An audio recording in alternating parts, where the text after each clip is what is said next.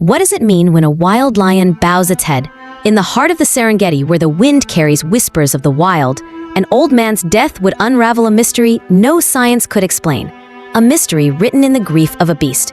In the heart of Tanzania's vast Serengeti Game Reserve, where golden grasslands stretch endlessly beneath an unforgiving sun, an old man named Makonde carved his legacy into the wild. For over 50 years, Makonde had been the guardian of this untamed paradise, a former ranger whose name echoed like a legend among both man and beast.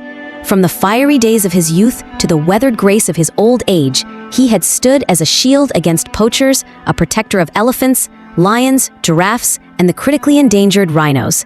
Even in retirement, his devotion never wavered. Each dawn, he would climb into his battered patrol truck, its engine coughing like an old friend, and roam the land he loved. The animals knew him, the young rangers revered him, and the Serengeti itself seemed to breathe easier when he was near. But time, relentless as the African sun, had begun to weigh on him. His steps slowed, his hands trembled. Yet nothing, not age, not fatigue, could keep him from his duty. The morning of his last journey dawned blisteringly hot. The air shimmered at 45 degrees Celsius, 113 Fahrenheit, a furnace that sent even the hardiest creatures seeking shade. But Makonde had one final task: to check on a wounded rhino, its hide split by a poacher's trap the day before. He drove deep into the bush, the heat clawing through the open windows of his truck. When he arrived, he stepped out, squinting against the glare. The rhino lay weak but alive, its labored breathing a silent plea. Makonde moved closer, his calloused hand outstretched. Then, without warning, pain exploded in his chest. He crumpled to the ground, gasping. His radio slipped from his grasp. Somewhere in the distance, zebras bolted, their hooves kicking up dust. His colleagues, Elijah and Musa, found him minutes later. They dropped to their knees, frantically searching his pockets for the heart medication he always carried. But today of all days, he had forgotten it. Elijah's voice cracked over the radio. "Emergency! Makonde is down!" A vehicle screeched across the plains. Medics fought to revive him, their defibrillators humming under the merciless sun. But the old ranger's heart, tired and worn, had already stilled. At his funeral, the reserve staff gathered in grief.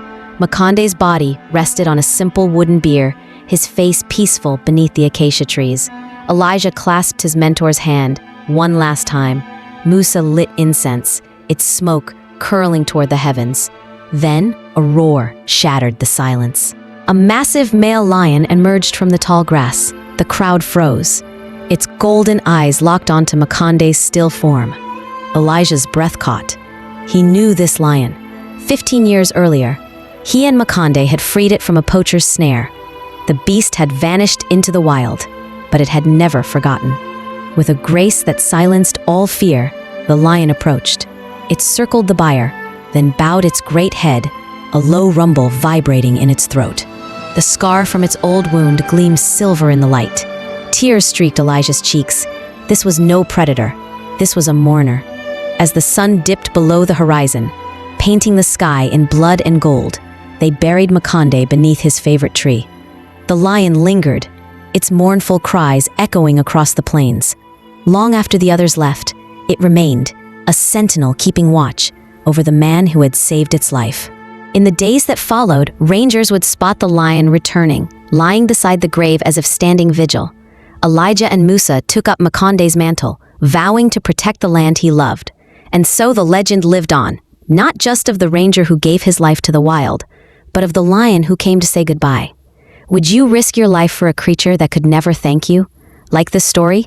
Share your thoughts in the comments. And don't forget to subscribe for more tales where nature and humanity collide.